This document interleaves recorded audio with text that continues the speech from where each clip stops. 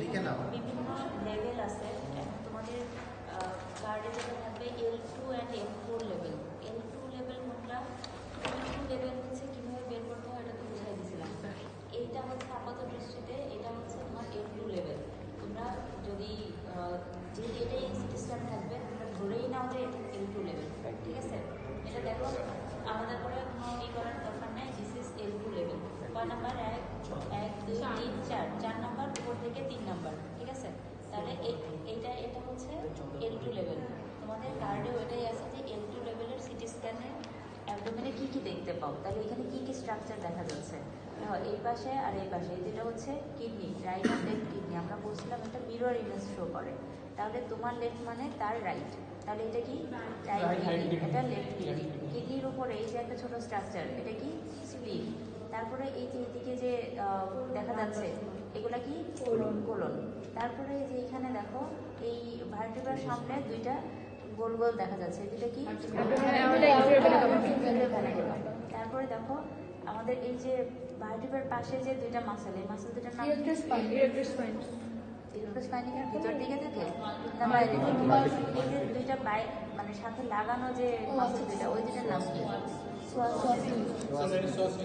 তারপরে হচ্ছে এই যে স্পাইনের সাথে যেটা লাগানো, এই যেরকম রাউন্ড রাউন্ড করা, এই যে দেখো রাউন্ড রাউন্ড করা, এই মাসেলের নাম কি? ইলেকট্রোস্পাইন। তাহলে এখানে হচ্ছে দেখা যাচ্ছে এই যে রাউন্ড রাউন্ড করা ইলেকট্রোস্পাইনের ভিতর দিকে হচ্ছে সোয়াস মেজর। তারপরে এই যে এই শ্যাডোগুলো কিসের? এগুলো হচ্ছে রিবসের শ্যাডো। দেখো তুমি যদি এখানে দেখো, ওই রিবস কিন্তু L2 ভার্টিব্রাল লেভেলে তোমার রিবসের শ্যাডোটা বাঁকা হয়ে চলেই আসে। এই জন্য এখানে তুমি শ্যাডোটা দেখতে পাচ্ছ। তুমি আবার এখানে মনে করো না যে এটা L2 লেভেল কীভাবে হলো, এখানে তো রিবস দেখা যাচ্ছে। রিবসটা হচ্ছে দেখো সে ফ্লোটিং রিবস না এইভাবে আসছে, আমরা তো ভার্টিব্রাল এই পাশ থেকে দেখছি, এই জন্য রিবসের কিছু অংশ আমরা এখানে দেখতেই পাচ্ছি। কিন্তু দেখো এই ভার্টিব্রার সাথে কিন্তু নট কানেক্টেড। এই যে বাকিগুলো দেখো ভার্টিব্রার সাথে কানেক্টেড, দেখতে পাচ্ছ? এই যে এখানে এসে কানেকশন নাই হয়ে গেছে। তাহলে এটা L2 লেভেলে আমরা দেখলাম। এখন যদি বলে L4 লেভেল, L4 লেভেল আমরা কীভাবে বুঝবো? দেখো আমাদের এই যে নাম্বার 5-এর সাথেই আমাদের হচ্ছে স্যাক্রামটা কানেক্টেড থাকে নাকি? নাম্বার 5-এর মিক্স, তাহলে এটা যদি নাম্বার 5 এটার সাথে স্যাক্রাম কানেক্টেড, তার মানে স্যাক্রাম 1-এ চলে গেছে। তাহলে আমার এটা হচ্ছে নাম্বার 5, এখানে স্যাক্রাম 9, ঠিক আছে? তাহলে এটা যদি স্যাক্রাল 5 হয়, তাহলে এর আগেরটাই হচ্ছে নাম্বার 4, এই দুটা নাম্বার 4 লেভেল আমি বলতে পারি, ঠিক আছে? তাহলে নাম্বার 4 লেভেলে কী কী দেখা যাচ্ছে? নাম্বার 4 লেভেলে এখন শুধু কিছু করুণিক শ্যাডো দেখা যাচ্ছে, আর দেখা যাচ্ছে। তাহলে এটাই হচ্ছে ফুল সিটি স্ক্যান। আর এখান থেকে থিওরি কী কী কোশ্চেন থাকবে? সিটি স্ক্যানের ফুল ফর্ম কী? এমআরআই এর ফুল ফর্ম কী? সিটি স্ক্যানের কী কী অ্যাডভান্টেজ আছে, কী কী লিমিটেশন আছে? এমআরআই এর কী কী অ্যাডভান্টেজ আছে, কী কী লিমিটেশন আছে? Difference between CT scan and MRI, এটা হচ্ছে ডি ব্যাচে আমি একটা ওদের ছক দিয়ে দিছি, এটা তোমরা সব ব্যাচে কালেক্ট করে দেবা, ঠিক আছে? এই ডিফারেন্সটা পড়ে আসলে তোমাদের থিওরি মোটামুটি সবই পড়া হয়ে যাবে, ঠিক আছে? তো এখান থেকে আরেকটা কমন কোশ্চেন আছে যে সিটি স্ক্যান কাদের করা যাবে না, এমআরআই কাদের করা যাবে না?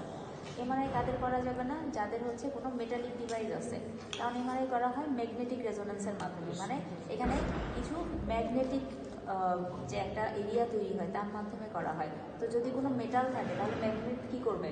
সেটাকে অ্যাট্রাক্ট করবে। তো এই জন্য আমি কোনো মেটালিক ডিভাইস যদি তার শরীরে থাকে, যেমন ধরো কোনো হার্টে তার পেসমেকার লাগানো থাকলো, বা তার কোনো বোনসে কোনো প্রস্থেসিস লাগানো থাকলো, তাহলে তাকে আমরা এমআরআই করতে পারবো না। আরেকটা জিনিস হচ্ছে, এমআরআই করা কেউ দেখছো কীভাবে করে? একটা হচ্ছে এরকম অন্ধকার ঘরের মতো একটা রাউন্ড একটা ঘরের ভিতরে পেশেন্টটাকে ঢুকাই দেওয়া হয়। তো কোনো মানুষ যদি ক্লস্ট্রোফোবিক হয়, ক্লস্ট্রোফোবিক মানে কি? সে যদি অন্ধকার ঘরের মধ্যে ঢুকতে ভয় পায়, ছোট কোনো জায়গায় ঢুকতে ভয় পায়, অনেকে আছে হচ্ছে বাথরুমে লাইট ছাড়া ঢুকতে ভয় পায়, তারপর অনেকে লিফটের মধ্যে ঢুকতে ভয় পায়। তো যাদের ক্লস্ট্রোফোবিয়া আছে তাদের এই এমআরআই করা যাবে না, কারণ ক্লস্ট্রোফোবিয়া থাকলে সে যদি এমআরআই ওই রুমের ভিতরে অন্ধকার ওই ঘরটার ভিতরে ঢুকে, তাহলে সে ওখানে হার্ট অ্যাটাক করে ফেলতে পারে। এই জন্য এমআরআই কাদের করা যাবে না বললে এই কয়েকটা জিনিস বলতে হবে। এখন সিটি স্ক্যান কাদের করা যাবে না? সিটি স্ক্যান হচ্ছে যাদের রেডিয়েশনের সমস্যা হবে তাদের সিটি স্ক্যান করা যাবে না, কারণ সিটি স্ক্যান হচ্ছে এক্স রের তুলনায় প্রায় 250 টাইমস বেশি রেডিয়েশন দেওয়া হয়।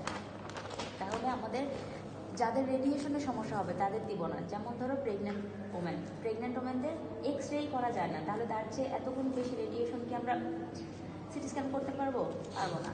তারপরে হচ্ছে কিছু ক্যান্সার আছে যেগুলো রেডিয়েশনের ফলে আরও বেশি মানে স্প্রেড করতে পারে, সেই ক্যান্সার যাদের আছে তাদের দেওয়া যাবে না। তো ওইটা ওইভাবে উল্লেখ করার দরকার নেই, শুধু বলবা the person who are sensitive to radiation can not be CT scan, মানে that person can not be CT scan, তাদের সিটি স্ক্যান করা যাবে না। ঠিক আছে, এইটুকু হচ্ছে মোটামুটি থিওরি, আর হচ্ছে প্র্যাকটিক্যাল তো বলেই দিলাম। এইটা ইচ অ্যান্ড এভরি ওয়ান তোমাদেরকে ফেস করতে হবে।